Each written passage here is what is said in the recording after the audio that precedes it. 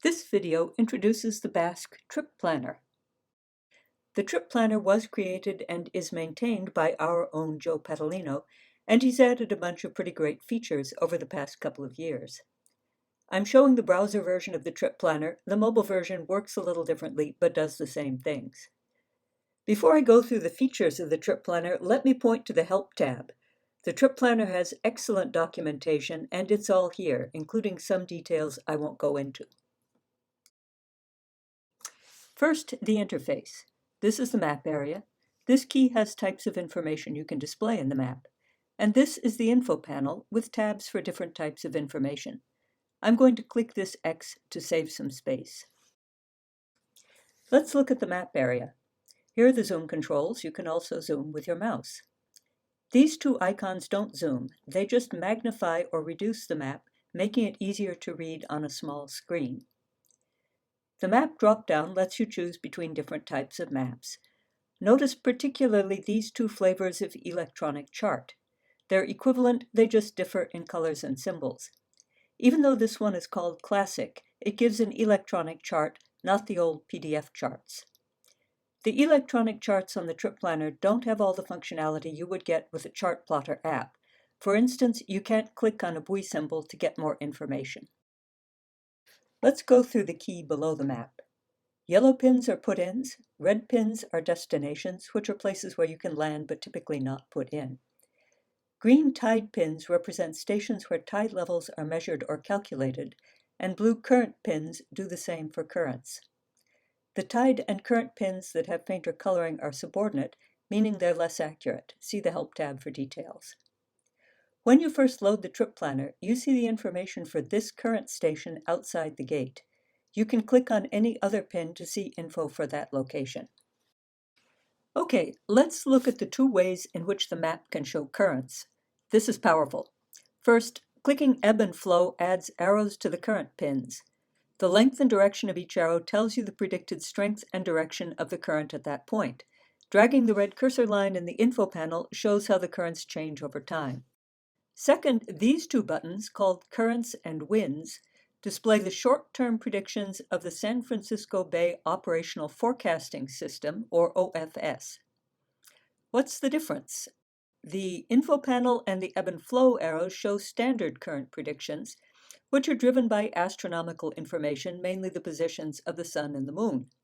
These predictions have no way to respond to real-time events, such as storms or wet winters. The OFS, by contrast, uses real-time data to predict what will actually happen in the bay over the next 2 days. To predict currents, it plugs river flows and other real-time data into a hydrodynamic model of the bay. When there's a big storm or heavy runoff, this OFS prediction will diverge from the standard prediction and will be more accurate. However, the model on which it's based has limitations. For instance, it's pretty low res. If you look for eddies that we know exist, they're not always shown. NOAA would love to improve this model if they had the budget. The OFS winds forecast probably won't be better than what you get with your preferred weather source. However, it does show at a glance how the wind is likely to interact with the current, where you'll have wind versus current, for instance. To see the OFS prediction for any location on the bay, just click that spot. You can also choose between particles and arrows depictions, and see the Help tab for more details. Okay, here's a feature that Joe added in version 6.12.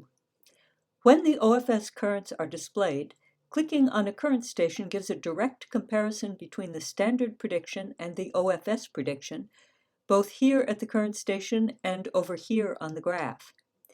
Now, in January, we've had some rain, and you can see that the two forecasts diverge.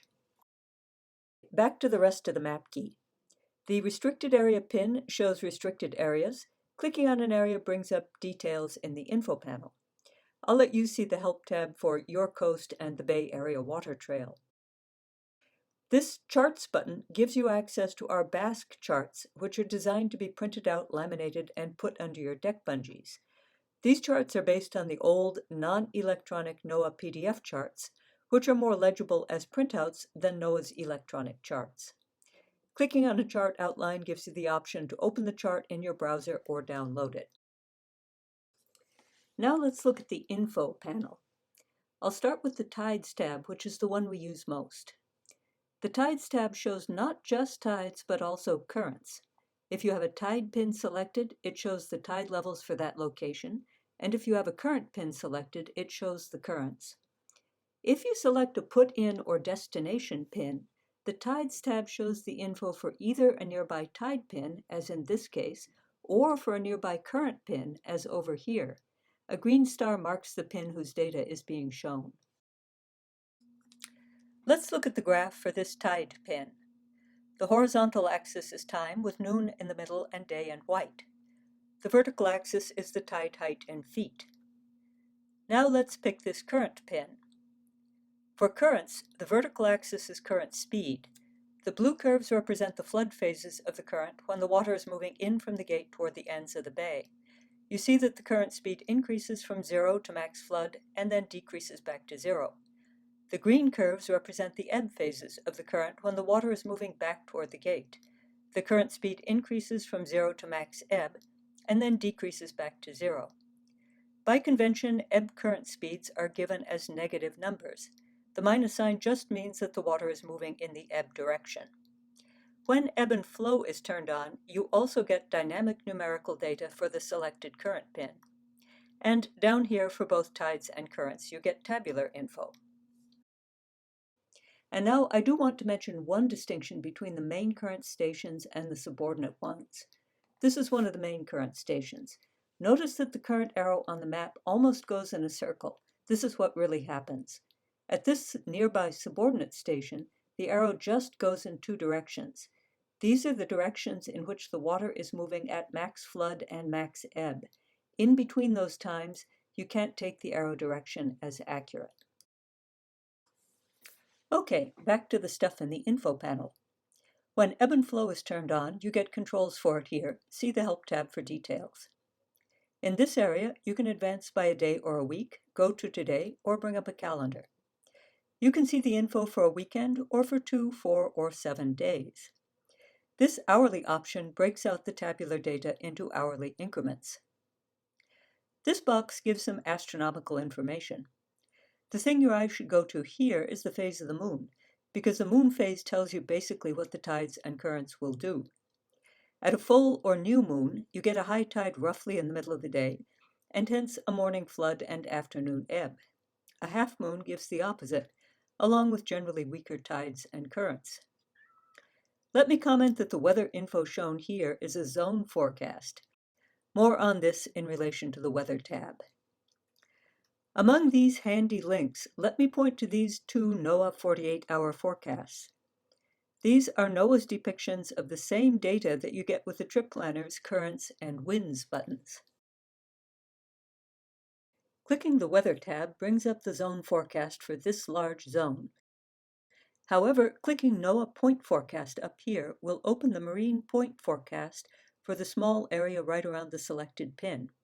A point forecast can be quite different from the larger zone forecast, so it's important to know which one you're looking at. You can also get the windy forecast. Unfortunately, Magic Seaweed got folded into Surfline, so this button now takes you to the Surfline forecast. Okay, the Details tab. If I have a put-in or destination pin selected, this tab gives a lot of specific booties-on-the-ground information, including parking, facilities, and launchability on different tide levels. If I select a tide or current pin, I get info about that station. Directions lets you get driving directions. The Search tab is powerful. In addition to searching for a location by name, you can search for specific tide or current predictions and for other things. See the Help tab for details. The Measure tab is where you can plot out a route and find coordinates, distances, and directions. The Help info gives complete instructions, so I'll just do a quick demo.